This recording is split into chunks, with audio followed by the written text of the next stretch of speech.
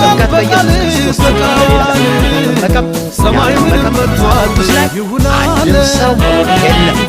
ቤተ ክርስቲያን የተመሰረተችው በበዓለ ሃምሳ ነው።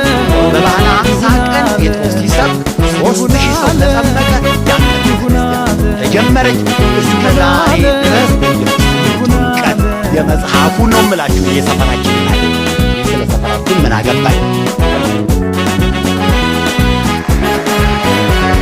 አልነበረ ቦታ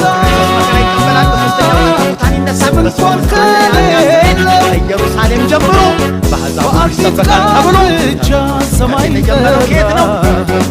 ከእኛ ሰፈር አይደለም። ሰፈር አይደለም። ከየት ነው የተጀመረው? ምን ሊያስፈልገኝ ዘመንን በሙሉ ጥምቀት በኢየሱስ ክርስቶስ ነው። በሌላ ያጠመቀም በመጽሐፍ ቅዱስ ላይ አንድም ሰው የለም።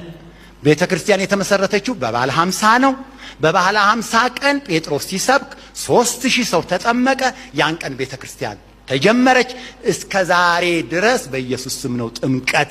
የመጽሐፉን ነው የምላችሁ፣ እኔ የሰፈራችንን አይደለም። እኔ ስለ ሰፈራችን ምን አገባኝ?